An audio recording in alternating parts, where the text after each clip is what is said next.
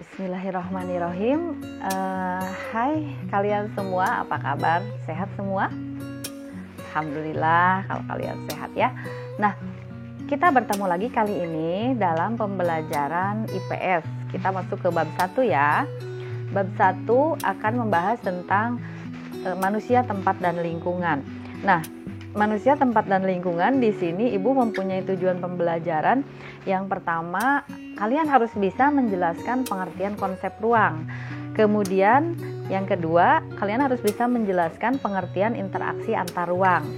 Nah, yang ketiga, kalian harus dapat menyebutkan contoh interaksi keruangan antara wilayah di Indonesia, antara Pulau Jawa dengan Pulau Kalimantan gitu, seperti itu ya, benar. Kemudian kalian harus bisa menyebutkan contoh interaksi keruangan yang terjadi di wilayah atau di sekitar rumah kalian gitu ya. Nah, kemudian yang kelima, kalian harus bisa menjelaskan kondisi saling bergantung yang diperlukan untuk terjadinya interaksi antar ruang. Nah, apa sih yang disebut dengan ruang gitu ya? Dari tadi kita bicara tentang interaksi antar ruang di bab 1 ini kan.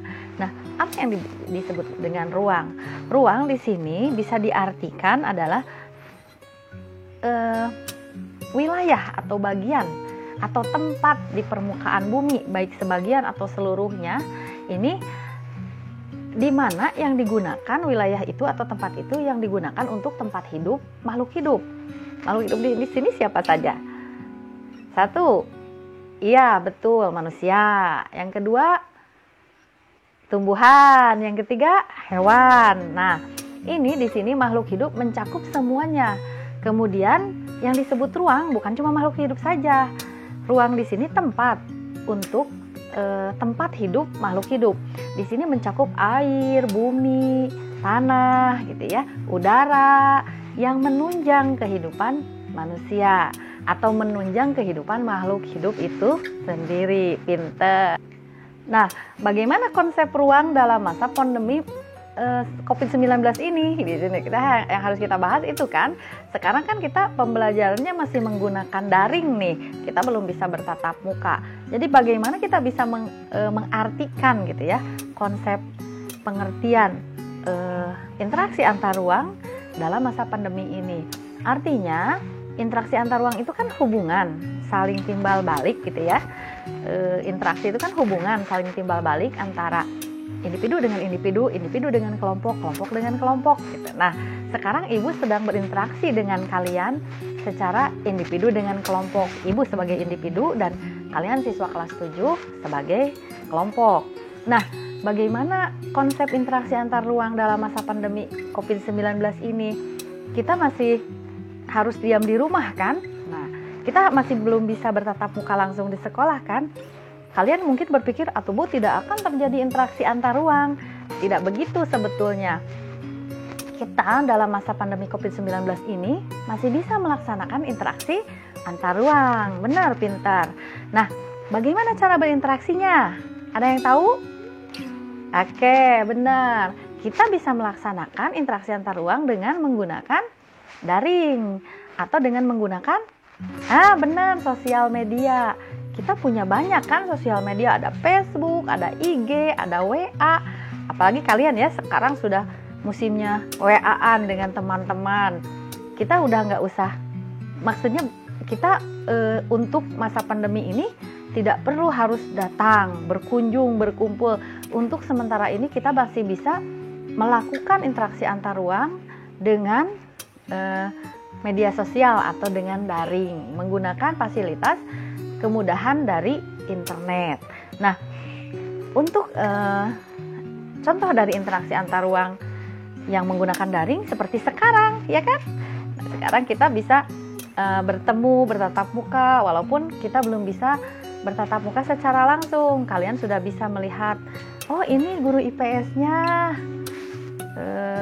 baik-baik gimana gitu misalkan ya, seperti itu. Oke. Kemudian bicara keruangan dan interaksi antar ruang, setiap makhluk hidup atau setiap makhluk yang ada di bumi ini membutuhkan ruang tidak? Ya, benar, membutuhkan. Pasti setiap makhluk hidup yang ada di bumi ini membutuhkan ruang. Karena tadi disebutkan ruang di sini tempat atau wilayah di permukaan bumi, baik sebagian atau secara keseluruhan, yang digunakan untuk hidup atau untuk tinggal dan hidup makhluk hidup. Kalau sekarang di muka bumi ini atau di bumi ini ada makhluk yang tidak membutuhkan ruang, berarti kita juga harus berhati-hati ya, apakah dia alien? Nah, itu ya.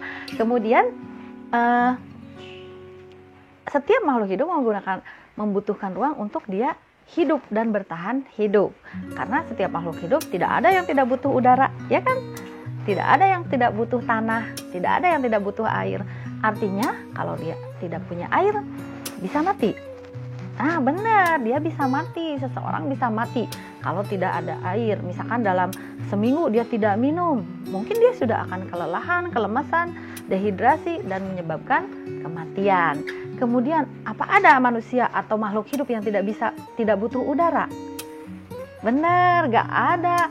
Setiap manusia, setiap makhluk hidup butuh udara. Bahkan tumbuhan sekalipun butuh udara, butuh sinar matahari buat fotosintesis ya. Apalagi manusia. Manusia sangat membutuhkan udara, air, tanah, bahkan bebatuan gitu ya. Itu disebutnya hubungan keterkaitan antar makhluk hidup dalam keruangan gitu ya. Video selanjutnya, pembelajaran selanjutnya. Nah, di sini bagaimana kita melakukan interaksi antar ruang sementara kita masih terhalang untuk keluar dan bertatap muka dengan adanya pandemi COVID-19 ini. Nah, interaksi antar ruang yang akan kita lakukan termasuk pembelajaran kalian dengan ibu ini menggunakan daring, ya kan tadi kita sudah bahas. Kita bisa menggunakan, nanti ibu akan menggunakan Google Classroom.